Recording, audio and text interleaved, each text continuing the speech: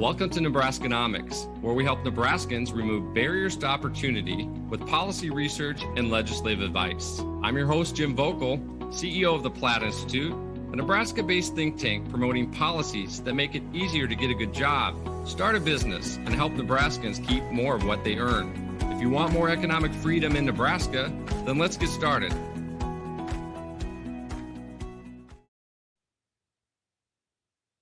Welcome to this edition of Nebraskanomics. I'm Jim Vokal, your host. I am pleased to be joined by my friend Jonathan Williams. Jonathan is the president of the American Legislative Exchange Council. Jonathan, thank you for joining us today. Well, Jim, thanks so much for having me back on the show. It's great to have you. The timing is appropriate because ALEC just released your annual Rich States, Poor States report. And for listeners who may not be familiar, can you walk us through both the background of ALEC and how you work with legislators, and then the history of Rich States, Poor States?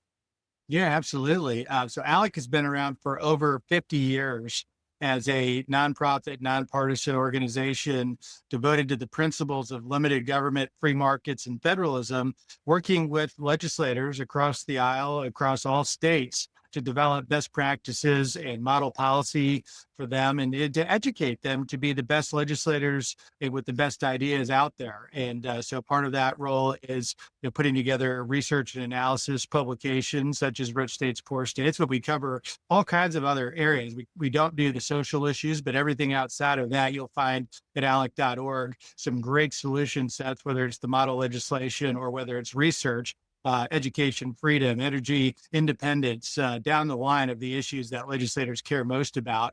And it's always our flagship publication, though, is the Rich States, Poor States report. It was somewhat biased, I guess. It was my day one project at ALEC in 2007. When the great Art Laffer, Ronald Reagan's economic advisor, and Steve Moore, our mutual friend, came to us and said, wouldn't it be great if an organization put together a ranking of the 50 states based on how economically competitive they were? And we said, ALEC is the perfect spot for that. We have an automatic group of legislators who trust what ALEC does and knows that what we do it seriously, we do it well, and we do it within those guiding principles. And that's the birth of Rich States, Poor States. Here we are 19 years later after putting it together. And, there's a lot of great stories to take from it. I know we'll want to get to, but the basics of it are we want to make sure that legislators can directly compare themselves with the other 49 states, because whether they like it or not, they are in direct competition with the other states. And that is one of the great gifts our founding fathers gave us. Here we are 250 years into this great American experiment, celebrating America at 250 this year. But what better way to do that is to double down on what the founders gave us in terms of this idea of federalism, that all ideas should not be made at DC, they should be made in the states. And it's things like Rich States, Poor States that really help separate the good and the bad ideas and what states can do to make themselves rich states and avoid being poor states. Jonathan, that's a perfect description of the landscape and why this report is so important, the work that you do. All right, let's bring it home. Back to Nebraska. This year, we moved up to 27th. This is our best ranking yet. What actually drove that improvement? And then we're going to have some additional conversations about what more we can do here in Nebraska and what's holding us back. So let's talk about the ranking of the 27th best in the report. Well, yeah, congratulations to the senators and most importantly, the great people of Nebraska for this improvement, moving from 31st to 27th, which, as you note correctly, is the best that Nebraska has ever ranked in Rich States, Poor States, going back 19 years. In important ways, catching up with some of the competitor states. This is driven by a commitment in recent years to especially the income tax rate reductions for businesses and individuals. I know there was efforts from some in Lincoln and across the state to roll those back or pause those rate reductions. And so kudos to the senators who stood firm, and to the Platte Institute for really speaking truth to say this would be a move backwards if we would roll back those important tax cuts. And it was really those tax cuts and the rate reductions on income that helped fuel this improvement in rich states, poor states. Obviously, more should be done, but 27th is something to celebrate, given that Nebraska, not that many years ago, was in the upper 30s when it comes to the rankings. Yeah, those 2023 income tax cuts were desperately needed. We had the highest income tax rate from North Dakota to Texas. We were regionally uncompetitive. Other states had their foot on the gas pedal. They were moving towards no income tax. We have many states around us that were no income tax. So those were critical. Yet we still have some challenges here in Nebraska, right? And if we want to keep climbing as other states are, what are two or three policy changes that would make the biggest difference right now? You and I were talking offline about one, specifically the inheritance tax, which drives me crazy. One of 5 states in the country that still has this nasty tax on the books. Is that one or two of the 3 policy areas that could really move the needle for us to continue to improve, Jonathan? Yeah, oh, absolutely. And at richstatespoorstates.org, you can pull up this year's data as well as all 19 years preloaded.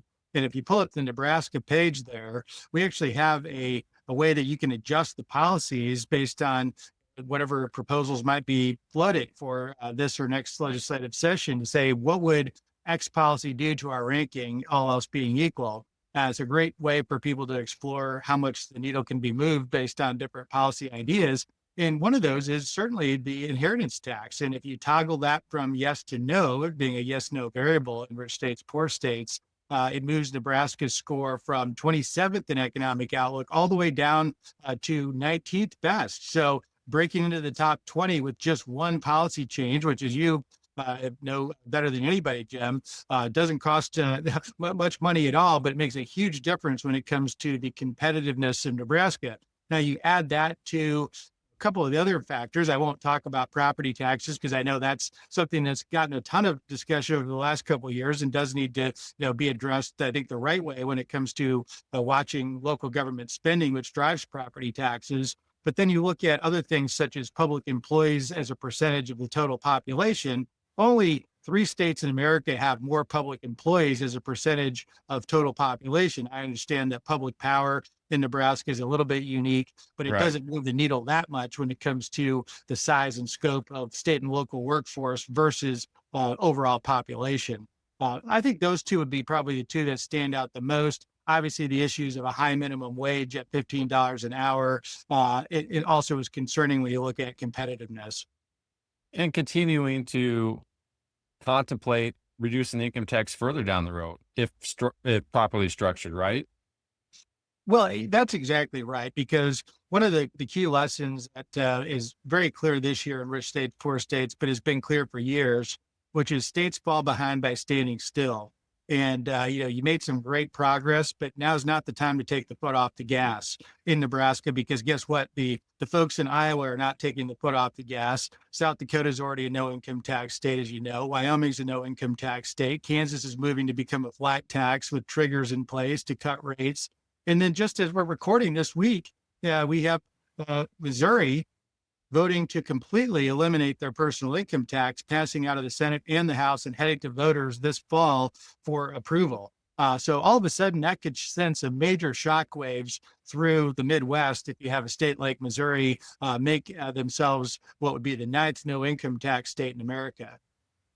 Jonathan, over the last few months, there's been a lot of discussion and effort by business leaders and chambers of commerce and the Platte Institute to talk about why Nebraska is not competing at the level we want for jobs and people and investment in Nebraska.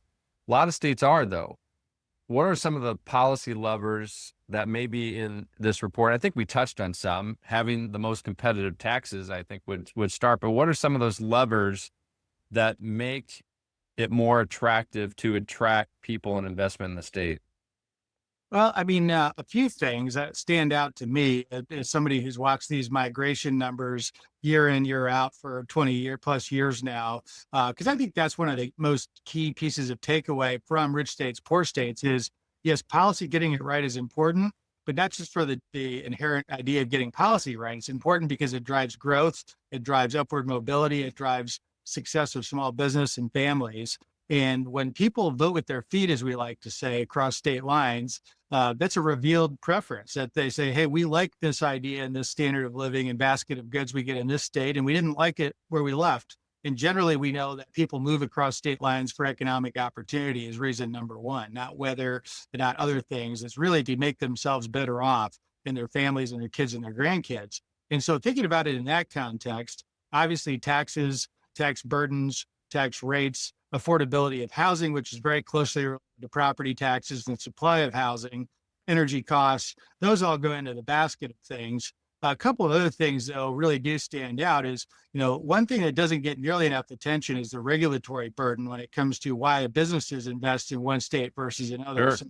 A huge trend that we're seeing across the country, South Dakota just did it this year, Iowa and Missouri are moving towards it, is passing regulatory reform such as the REINS Act. Saying that legislators have to approve any regulation if it's over a certain cost to the economy. Sometimes governors don't like that because they feel like they're giving up authority to the legislative branch, but it's a really important check and balance to say we shouldn't have unelected bureaucrats making these rules that become very costly for new business investment in one state versus another. It's an incredible opportunity to address regulatory burdens. And then the final piece, and this is one that you and I have talked about, and I know the legislature really tried to do the right thing. They did the right thing. And then the teachers unions came in and really changed things. But it's education freedom is a massive, massive opportunity for states to get it right for families and for the workforce, right? When you think about what families are going through, daycare costs with full school costs and K-12, affordable housing, all those things matter. And, for businesses to invest is one thing, but them to have the workforce is just so important. And school choice policies, pre-pandemic, we only had Florida or Arizona that really had universal choice where dollars followed families and they could send them to public, private, charter, homeschool of their choice, or micro schools, or all the other new inventions that are there to deliver those results for families. That's an area where states compete, whether they like it or not. And of course, Nebraska's fallen well behind, falling dead last in our recent report on education freedom from ALEC that came out in January. And so competing against states in the region that have more education opportunity, in addition to the economic opportunity, as Milton Friedman would say, you combine that economic freedom with the education freedom, you can't beat the combination. And I think the states that are really smart out there and ahead of the curve are doing both at the same time. It's a good summary. So a top 20 ranking is possible in Nebraska by simply just repealing the inheritance tax, but continuing to accelerate the income tax reduction. How do property taxes come into your report? Well, they're one of the 15 factors that we equally weight into the findings. And they're an important factor for housing affordability, for young families, for seniors, et cetera. And we know that's been litigated extensively across Nebraska. I mean, the real, I think, heart of the issue, as I kind of alluded to, is how do you address it the right way that actually has long-term substantive effects and make sure that those tax burdens don't come back in the future or don't come back somewhere else with a much higher income tax or a much higher sales tax. And the really the bottom one, the kind of the 101 answer to this, the bottom line of it is that you need to control local spending. And whether some states have done that through spending limits on local governments, I know that's a discussion point. I know truth in taxation is continuing to be improved upon in Nebraska as it is in other states to really add accountability and show people where the drive is for property tax burdens. But it is an important one, and it's a massive piece that government takes out of the hardworking taxpayer budget across many states in the country. And if assessments are doing nothing but make that issue worse coming out of the pandemic, obviously. Well, we just had a big win in the Platte Institute. First of all, we championed the truth in taxation a few years back, but we now have the hearings moved up prior to the budgets being adopted. So that's a big step forward in both transparency and hopefully holding elected officials accountable when it comes to rising property taxes. I know that's important to you. All right, so let's close out Nebraska and let's now look across the country and across your report this year. What are the biggest trends that you're seeing, Jonathan, and what states are standing out as leaders? I know Utah is always on top. Yes, Utah is number one for all 19 editions of the report. We held the launch of Rich States, Poor States with the whole Utah delegation here in Washington, D.C. at the White House and in the U.S. Capitol, which is a great opportunity to honor them for nearly 2 decades there. And of course, as you know, they were the pioneers of truth in taxation going back to 1985. One of the reasons why they've had that staying power at number one. And there's just so many great success stories, whether it's measuring federal funds and the strings attached, whether it's looking at pension reform, looking at, of course, they became a flat tax state in year one, Rich States, Poor States, so many great things that they've accomplished. Tennessee maintains its status as number 2 as one of the no income tax states, one of the key drivers. I mean, of all 15 variables, the personal income tax, in my view, and the rate of the personal income tax is the most important of all, not just because it hits wage earners, and that's important enough. The net job creators in the United States today are small businesses. And almost 99+% of small businesses on average in a given state pay individual side income taxes and not corporate side income tax. And so that has an extremely important net job creation benefit for states when you get it right on the personal income tax and avoid it or keep the rates low. And then to round out the top 5, you have Idaho, really in competition with Utah. You have North Carolina, which is a great turnaround story over the years of Rich States, Poor States, and then Arizona in the top 5. The biggest winner this year, interestingly enough, has a Big Ten spin on it, which I know the Cornhuskers will appreciate. Maybe not because of who it is, though. It's the Ohio State Buckeyes, with Ohio moving up 10 spots this year from 25 to 15. And the driver there was they became a flat tax state this last year, joined the flat tax revolution, as we like to say, and have a 2.75% personal income tax flat tax now. So an incredible turnaround story. Ohio, by the way, was number 47 in the first edition of Rich States, Poor States, now at 15th, on their way to the top 10. Unfortunately for me, as a Michigan native, Michigan was the biggest loser when it comes to economic outlook rankings. So tale of 2 states there, football rivals, and a lot more to that when it comes to the economics of it. All right, at a high level, what separates a top 10 state from a middle of the pack state like Nebraska? You know, top 10 states, and especially in the case of the top 5, Utah, you look at their resume of the 15 factors, they really don't get anything wrong in terms of vastly wrong. They don't find themselves 47th, let's say, on the employees per population like Nebraska does. They don't find themselves with an inheritance tax. They don't make those mistakes like you see in the middle of the pack, or certainly in states towards the bottom of the rankings. But then you have a commitment to, I think, continuous improvement is the other thing. Utah, I can tell you, working with the Senate president and the Speaker of the House, every year, what they do is they analyze their ranking. They see who's in the rearview mirror. They see what they're doing, and they stay one step ahead. I mean, that's just as in business you have to do. You have to analyze the competition. You have to stay one step ahead to keep your edge. I think that's the resiliency of the top 10. And many of those states in the top 10 have been there for a while.